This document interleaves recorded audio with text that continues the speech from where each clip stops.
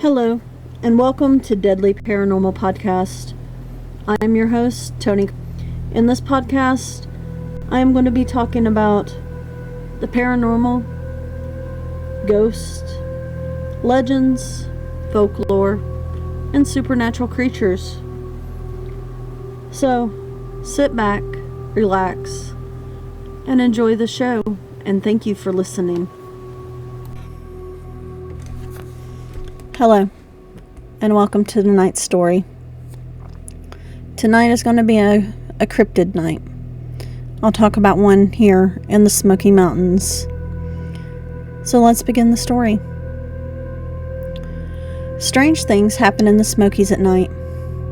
Deep down in the valleys, mysterious noises echo through the darkness. Terrifying howls travel from hill to hill. Something is roaming through the night. Animals disappear from farmyards. The random things left out in the yard at night, buckets, rakes, clothes hanging in the line, are knocked over or even destroyed. The folks who live in the hill hide in their homes. They know what it is. Whenever anything unusual happens in the night, whenever mysterious calls are heard, they say that it's the Wampus Cat. In Missouri, they call it the Golly Wampus. In Arkansas, it's the whistling Wampus. In the Appalachia, it's just plain old Wampus Cat. Half dog, half cat, creature that can run erect on all fours. It's rumored to have been seen just after dark or right before dawn, all throughout the Appalachians. But that's all about everyone agrees on. In non-Native American cultures, it's a howling evil creature with yellow eyes that can supposedly pierce the hearts and souls of those unfortunate enough to cross its path, driving them to the edge of sanity. According to the Cherokee, the Wampus Cat was a woman cursed by a tribal elder as a punishment for watching a sacred ceremony take place. Supposedly, she can be heard whining around campsites at night, searching for livestock. Many have described the animal as a mountain-like creature with 6 legs instead of 4. Others say she is some kind of amphibious creature. Now here in the Smokies, we like to think of her as half bear, the other half cat. Cherokee folklore, which is filled with tales of evil spirits lurking in the deep, dark forests that surround their villages, offer a different view of the Wampus Cat. An evil demon, called the Spirit of Madness, had been terrorizing the village of, excuse me if I say this wrong, Etowah, in what is today North Carolina. The village shamans and the war chiefs called for a meeting. The wise shamans told the war chiefs that sending the braves to hunt and kill the Spirit of Madness was surely going to be the end of the tribe, for the Spirit of Madness had the terrible power to drive men mad with a glance. The war chiefs argued that the Spirit of Madness could no longer feast on the dreams of the Cherokee children, and that something must be done. Together they agreed that the strongest brave would go alone and bring great honor to his family and tribe by killing the mad demon. Standing Bear was the strongest, fastest, sneakiest, smartest, and most respectful brave in all the Cherokee nation. He was chosen to do battle with the demon. As he walked from his village, the shamans blessed him, and the war chiefs gave him many fine weapons with which to slay the beast. And on the edge of town, his wife, Running Deer, bid him a final farewell. She would never see him the same way again. Weeks went by, and there was no word from Standing Bear. Suddenly, late one night, the stricken brave come back running into camp, screaming and clawing at his eyes. One look, and Running Deer knew. Her husband was no more. With time, he would be able to pick berries and work in the fields with the young girls and unmarried widows. But he would no longer be any good as a husband again. That meant he was dead.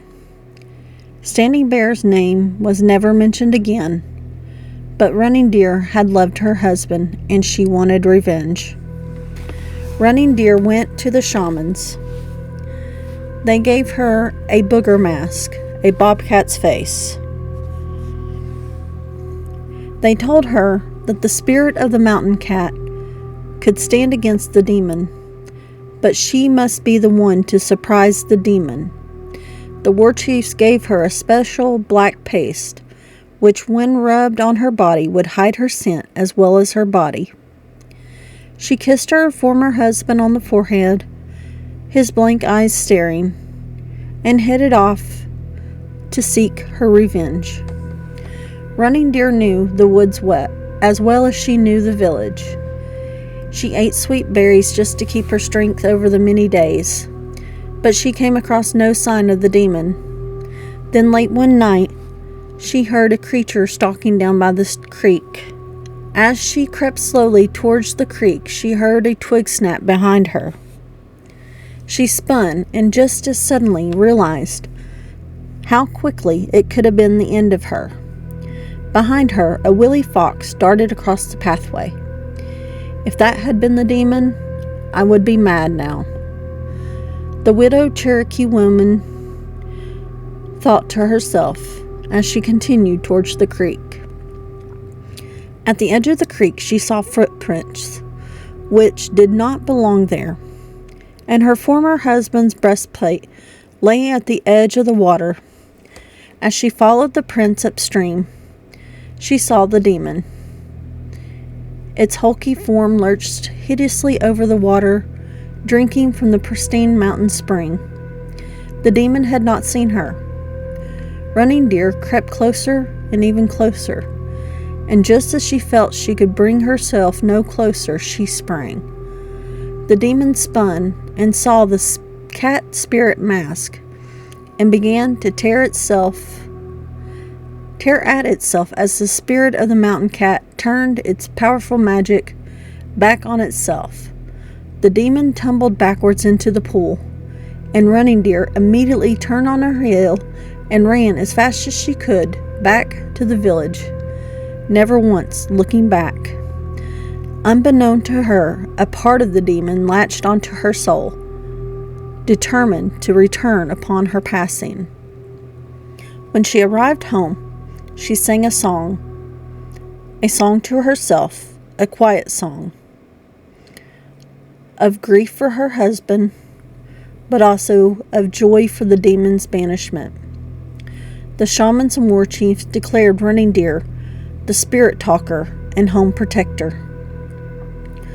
Some say that the spirit of Running Deer inhabits the Wampus Cat, and that she continues her eternal mission of watching her tribe's lands to protect them and their peoples from the demon that hides in the dark and lost places of the Tanasi. Some say that with her death, the Wampus Cats were made, the evil banished, broken, divided, as well as her benevolence, courage, and strength, her essence fragmented, forcefully entering and changing women across the region into monsters and sometimes heroes. According to the legend, these Bobcat women fight demons eternally, protecting Cherokee lands from the evil that hides in the dark. Yet they're also capable of great wickedness and harm. Part human, part cougar, Wampus Cats are sinister, intelligent creatures, seen throughout the Appalachian region just after dark or just before the sunrise. Covered in black fur, its humanoid form can be seen running incredibly fast through the woods and fields on two legs or sometimes all four. The halflings have slender bodies, usually 5 to 8 feet long from head to tail, and weigh between 100 and 150 pounds. Their glowing yellow eyes strike fear into those that see them, and its ghastly, shrill voice turns blood cold. Looking similar to a black cougar, Wampus cats have long black manes that resemble male lions, and their eyebrows, whiskers, and claws are white. Also having white bellies and or a white tipped tail. Most often, they are seen in Tennessee, Kentucky, West Virginia, and Virginia. The beasts are feared in the regions they inhabit. That was my story of the Wampus Cat. What do you all think about the Wampus Cat? Do you think it's real? Do you think that it still lingers in the mountains of the Appalachians still? Did you pick up on a little reference that I made in there about the Smokies and the half bear, half cat? Can you tell me what that's from? I just thought it was something cute that I found. Most Tennesseans will know what it is.